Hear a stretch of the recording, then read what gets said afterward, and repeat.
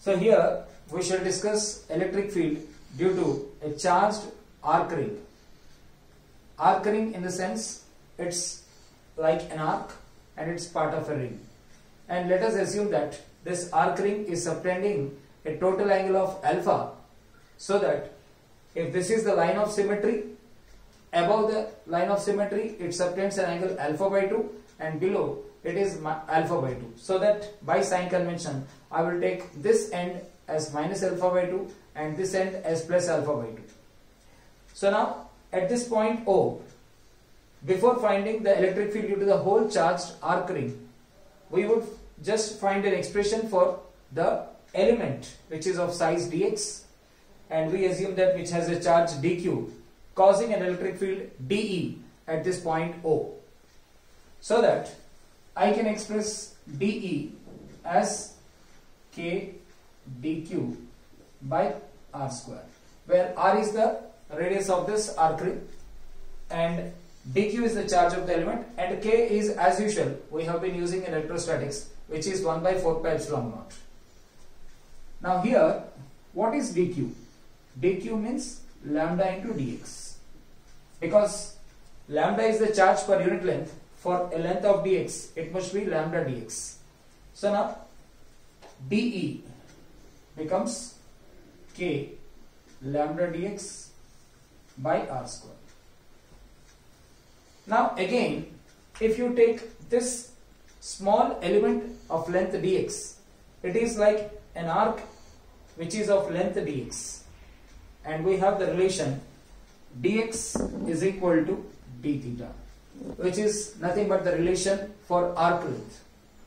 So substituting that, we get k lambda r d theta by r square.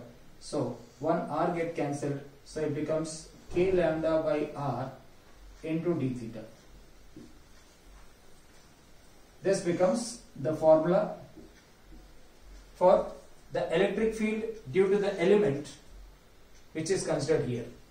But now as I told you that the components can be resolved for this elemental electric field, which is cos component along the line of symmetry and sine component perpendicular to the line of symmetry. The sine components will get cancelled when we take all the elements, because for elements below the line of symmetry, the electric field sine component will be upwards, and for elements above the line of symmetry, the sine component will be downwards. So they both will cancel. So as a result, we need not consider the sine component, because the total electric field would have zero value of the sine components because they cancel one another. So that the total electric field at O, I would say, would be the sum of the cos components, which I can obviously write as integral of dE cos theta. And quite obviously, as I said, the angle would vary from minus alpha by 2 to plus alpha by 2, assuming the total angle subtended by the ring is alpha. So I will take the limits as minus alpha by 2 to plus alpha by 2. So substituting, it becomes integral of k lambda by r into d theta into cos theta, limits minus alpha by 2 to plus alpha by 2.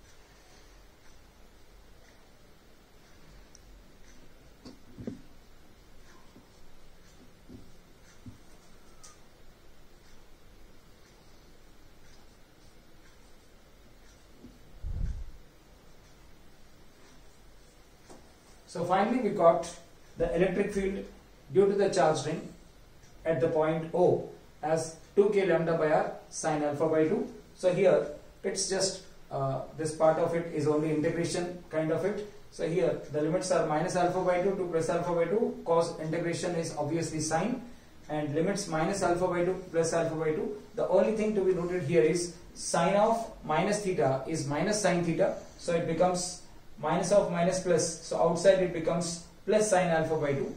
So it becomes 2k lambda by r into sine alpha by 2. This is the electric field due to the charged arc ring which subtends an angle alpha at the center of the ring. So for example, if we are having this as a quadrant, that means the angle subtended by it at the center is 90 degrees. Then I would take alpha as 90, so obviously it becomes 2k lambda by r into sine 90 by 2. It becomes sine 45, which is 1 by root 2. So 2k lambda by r into 1 by root 2 is root 2 k lambda by r. Okay, and if we want to still expand k, which is obviously 1 by 4 pi epsilon naught. Okay, so if I want to express this in the form of a vector, so for example, this was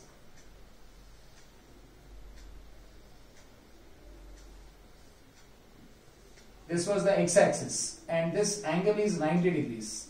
So it would have been electric field 2k lambda by r sine 90 by 2 into I cap. So obviously it will be root 2 k lambda by r into I cap. So if at all we want to express in vector, we can still express by identifying what is the direction in which the electric field is acting along the line of symmetry. If it was along the y-axis, I would have taken j, but since in this case it is along the x-axis, I have taken I. Thank you.